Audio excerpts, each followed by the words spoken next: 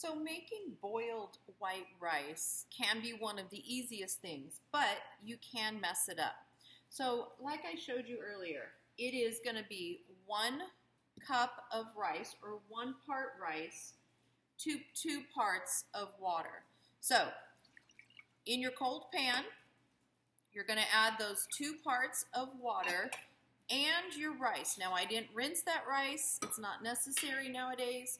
And I did not bring that water to a boil. So I've just put the rice in there.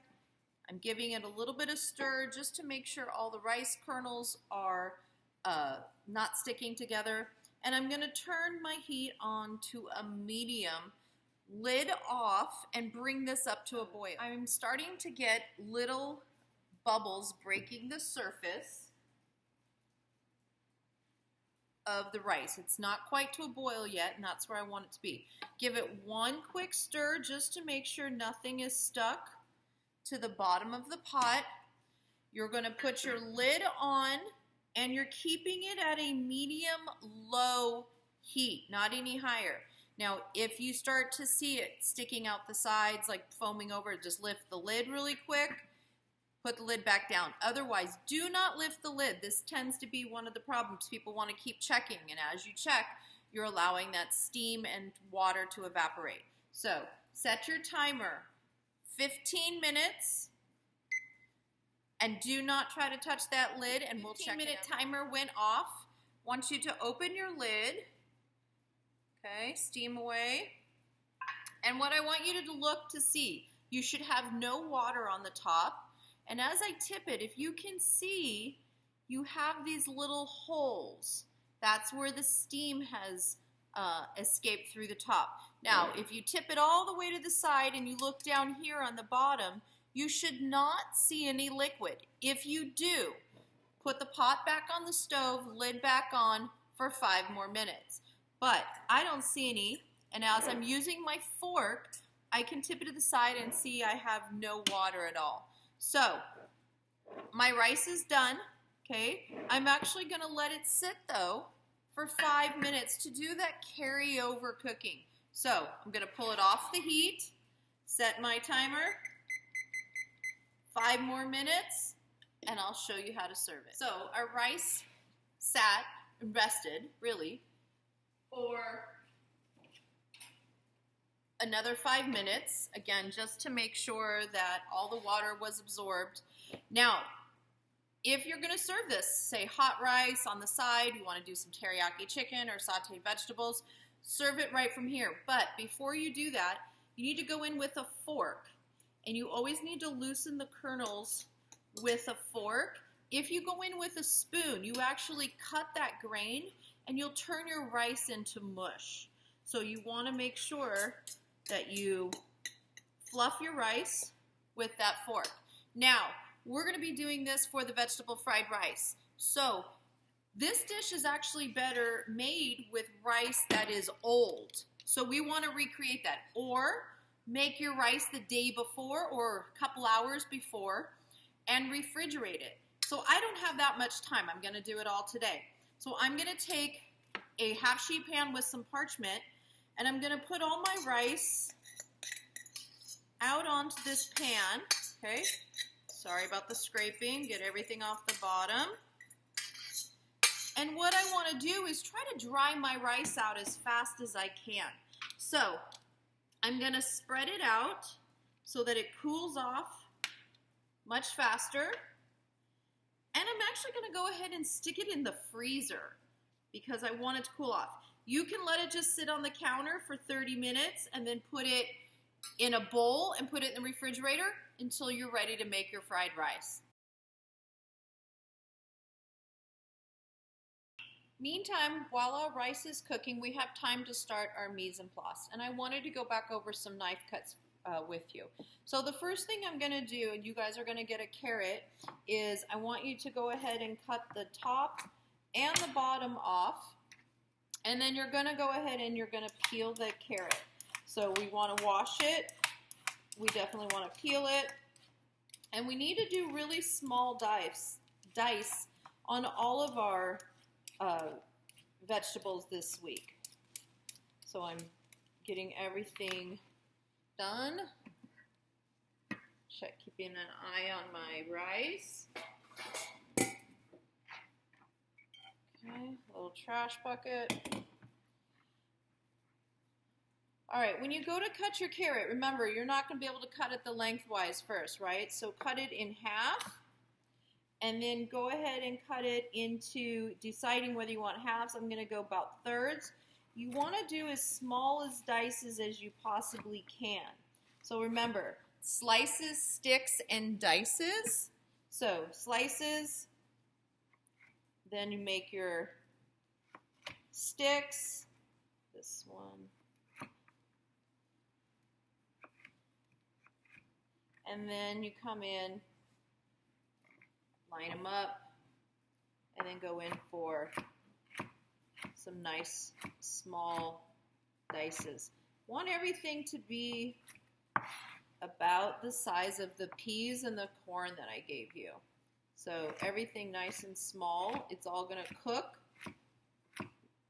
relatively fast when it's nice small. This one I'm going to do probably in half. Remember, carrot is not the same size as the top and the bottom. It does get slender at the top. So there's those.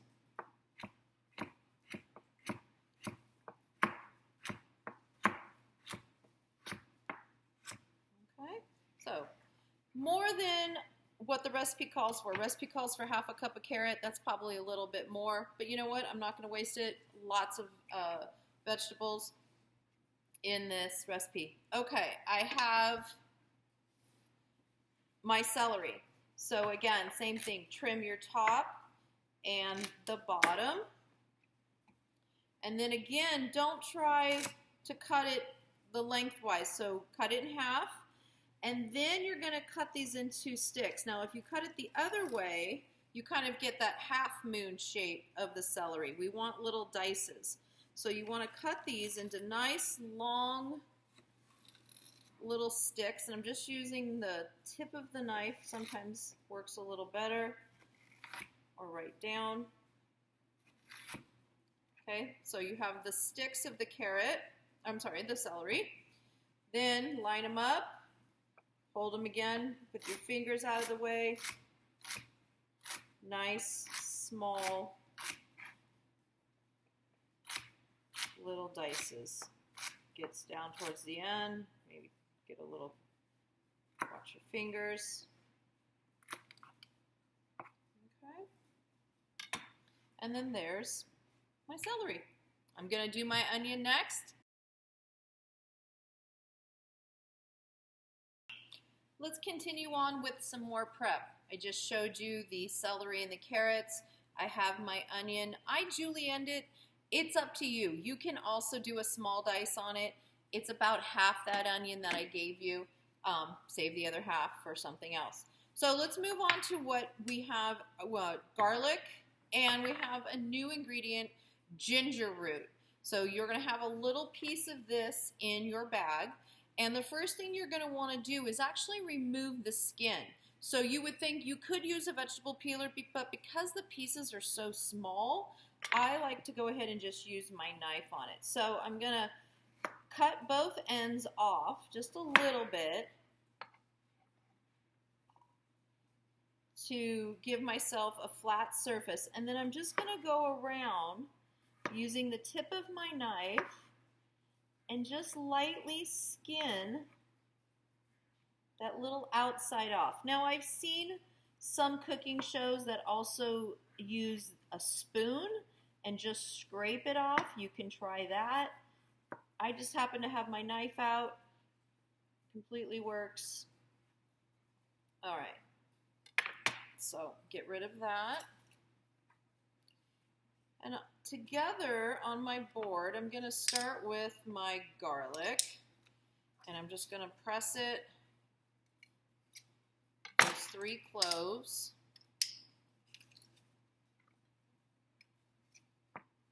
Make a pile. And if you like more garlic, you can add some more. And then remember those zesters we talked about. So really fine grade or find the smallest part on your box grater at home, and we're going to grate the ginger. Now, it's a root, so it has a lot of fibers in it, and I'll show you that. So just right on top of the garlic. I like a lot of ginger. The recipe calls for a teaspoon. I like a lot more of it. So I'm going to actually do almost this entire little knuckle I gave you. And I do it a couple of times and then spin it. Now anything that stays on the top of the grater you do not want to use. That's where it's going to be the fibers. Anything that goes through is what you're going to want to use. So throw that out. And you'll start to see here, it gets these little hair-like, that's the root. So again, we're using whatever comes down the bottom or basically underneath our grater.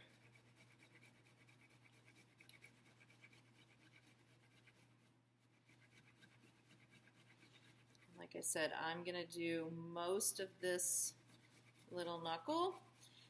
And then I'm going to put this, being very careful, I think I'm there. Throw that part away, all of the zest. And then I've got my ginger and my garlic puree. Going to put it all off to the side, this little paste. And then that will be ready to go for the cooking process. So the last thing I want to show you is that green onion being cut on the bias. So a lot of you were showing me in your potato soup some green onion pieces, and they were really just too big. So rinse them, okay, at the white end, line them up, and just cut off those roots. And then I like to go ahead and leave the green as long as I can so it gives me something to hold on to. And so again, you're turning your knife, so this would be straight, you're turning your knife at a 45, okay, going towards it. And you're just making very thin, little tiny cuts all the way down at that 45. Nice, thin, tiny little slivers. And you can eat all the white and all the green. I just leave it a little bit ends. Just clean them up. And that's it. Okay? So again, really nice, tiny little slivers. Then the other garnish that you can add, and maybe you have it at home, is I like limes on my fried rice. I like the lime juice. So I would serve it with a lime wedge. So one lime, you're going to get about 8 wedges out of it. There's our timer for our rice. So take half a lime, cut it in half again, and a half again. And that gives you 4 little wedges. And I'll show you how we're going to garnish our rice. All right, let's go ahead and get started cooking our fried rice. I told you before, I put my rice in the refrigerator, in the freezer, to help cool it down and dry it out. If we don't go through that step, our fried rice is going to be very sticky and clumpy. So let's talk about the piece of equipment that you need to cook it in. A wok if you have it, but we don't have that here. So I got my largest fry pan I can. This is like a 12, 14-inch fry pan. Teflon is great as well if you have it. Just make sure you're using the right piece of utensil. So if you're using metal, it's okay to use metal. And I am going to use this because what happens is everything starts to stick to the bottom of the pan. And I want to be able to get in there and really scrape off those bits, or it's just going to sit there and burn. If you're using Teflon, you can use a plastic spatula or even a wooden spoon. All right, I have had cracked 2 eggs. This is in the recipe. I will not be providing the eggs. So again, if you don't want to use the fried egg in your eggs in your fried rice, that's fine. So 2 eggs. I'm just going to go in here and lightly scramble them, just to again kind of break up that albumin, mix that yolk. I have my pan preheated on a really high because we are cooking really fast high heat. That's why all of our vegetables are really nice, small pieces. All right, I also have my peas and corn out. We also have some different, we have some soy sauce. I'm gonna start with 2 tablespoons of soy sauce. And I am also giving you sesame seed oil. Now your soy sauce is gonna be in those little packets. So I think I'm giving you 5. Use as much as you think it needs. I'm giving you 2 tablespoons of the sesame seed oil. If you're allergic to nuts or anything, I would have already had the conversation with you, but this can be eliminated, but it does give it a great flavor. And like I said before, I have everything mise en place all ready to go because this is a very fast cooking process. So, first thing I want to do is add 1 tablespoon of that vegetable oil to the pan. And just spin it around so that it just coats it because we're going to fry our egg. Now remember, go for color this time, right? We're cooking it on a really high heat. Allow it to have some color is just fine.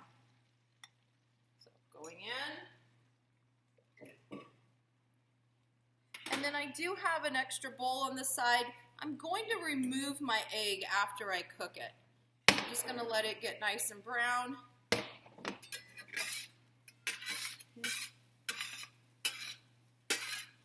Just cook some scrambled egg.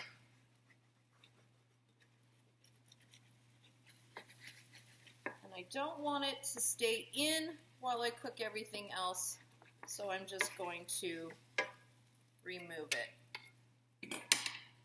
Okay, chop it up a little bit.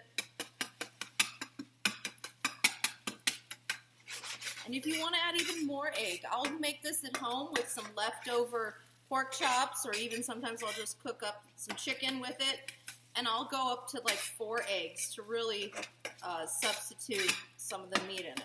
That's it, really quick. Again, this pan is very hot. Go ahead, remove it, and put it in a bowl on the side. All right, now we're going to continue to cook, but we are not going to remove anything. We're just going to keep building. So we want to start with the vegetables that take the longest, and that would be your root vegetables. So if you read your recipe, you can cook your carrots and your celery together. So I'm just going to take those, put them in. We're going to cook these for just a few minutes to let them get a head start. Start to get some caramelization, a little bit of color.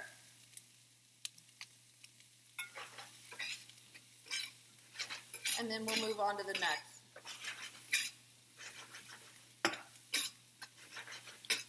Keep them moving. Again, I am on a pretty high heat. Turn your exhaust fans on at home. Okay.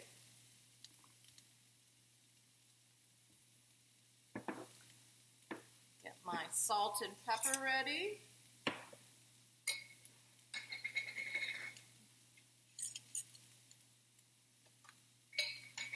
I'm just going to lightly salt each layer. I'm not going to pepper just yet because there's too much of a surface area showing, and putting that pepper on that hot pan is actually going to make you choke. It's kind of like pepper spray.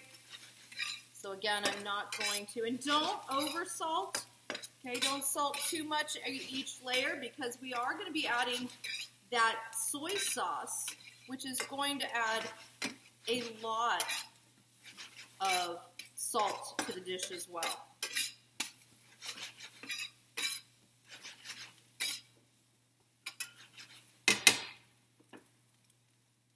So if you wanted to do some red bell pepper, you can cook the red bell pepper with the onion. They cook very similar. Cut them the same. So if you dice your onion, dice your red bell pepper. All right, I'm going to add all my onion in here. And I'm going to use my spatula to kind of go in and break them up as well. I don't want big pieces. Oh, that onion hits the heat. Smells so good.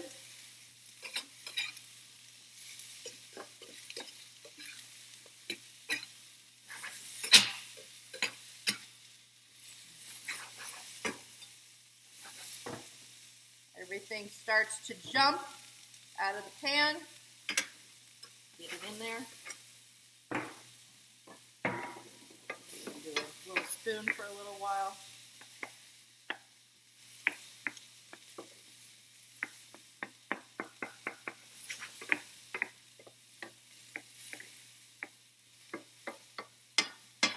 So if you had some little zucchini, you would add that next.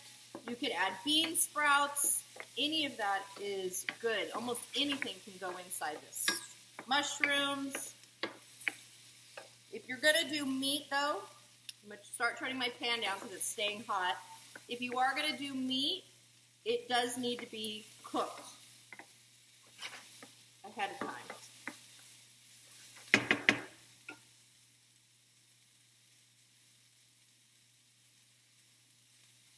All right, so I'm going to now add, now that it's been a couple more minutes, I can see my onion starting to caramelize. I'm going to go ahead and add in the peas and the corn. Now, these are not cooked. These are frozen, so that's fine. You're going to get a lot of steam coming off of them, and we're going to just warm these up until they start to warm up and a lot of that water is released from them. All right, I'm going to go grab my rice so I'm ready. Got some peas rolling out. We'll let this cook for a couple more minutes. So these went for maybe another 3 minutes. Remember, you're just looking for the next vegetable to be slightly cooked, a little caramelized. You'll start to see we've got some brown bits starting to stick to the pan. That's why I'm using metal. So I'm really scraping whatever gets stuck to the bottom. So before I add my rice, I'm going to go ahead and add back in all my egg because I like it to get mixed in with all those vegetables really well. And you can start to see why you need a big pan. This starts to grow and get really big. All right, then I'm going to add, now remember, 1 cup of dry rice makes 2 cups of cooked rice. And that's what the recipe says, 2 cups of cooked rice. So that's what I gave you, was that 1 cup. There we go. All right, and now you really want to go in there and mix, and I kind of chop and breaking up that rice and get all of your vegetables mixed in with that rice really well before you go on to the next step. And you're going to start to see the starch from the rice is going to start sticking to the bottom of the pan.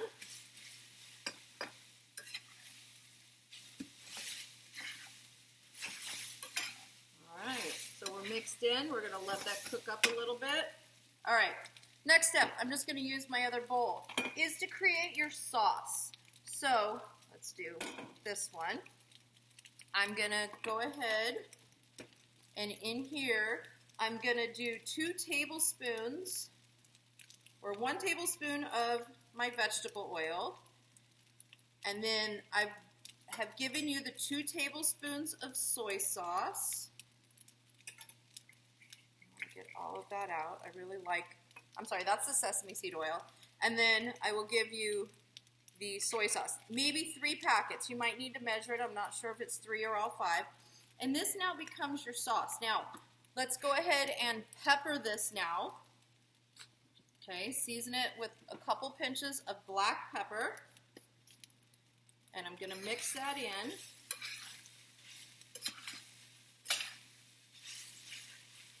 And then the next thing I'm going to do is I'm going to use that garlic and that ginger. So go ahead and put all of that in before you add your sauce. And I want you to cook in that garlic and ginger right up to the point to where you start to smell its aromatic. Now you need to make sure though that you're getting it mixed in all the way around. Okay, and be scraping that bottom. So pull it back, kind of work it into the middle, all the way around. Spin your pan, and then shake it. Smell that ginger and garlic. I can see there's also a good amount of black pepper all the way around. Okay. Now what's going to happen as soon as you add your sauce, this is also going to help and it's going to get sticky. So get back up to your higher heat and just go ahead, add that sauce. Oh, that sesame seed oil smells so good. All right, that's gonna start to cook. Go back a little bit. All right, now really mix, and you're gonna start to see the color coming through now. And it's gonna start to really stick to the base of the pan. Keep mixing, okay? Make sure you're scraping whatever is sticking to the bottom of that pan. Wipe your spatula off a couple of times. Continue to mix.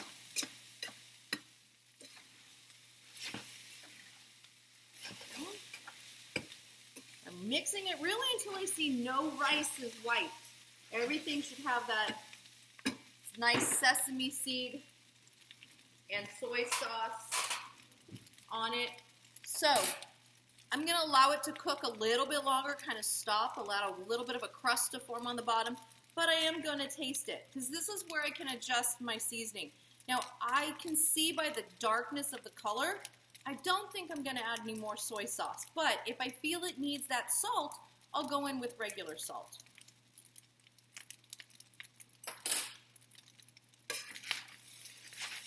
I may go in with just a little bit more salt. The pepper is good. Making a mess all over the stove, so make sure you clean it up. Okay, I'm just going to go in with a little bit of salt, no pepper. Honestly, I think if I had more ginger, I could add it. I like the ginger. I will even serve it at home with a little bit of the pickled ginger that you get from sushi with it. If you wanted to spice this up, you could add in with your ginger and your garlic some of that sriracha, or the chili garlic sauce is one of my favorites. I think we're there. So other than allowing it to sit for just a second, get brown on the bottom, taste my seasoning one more time.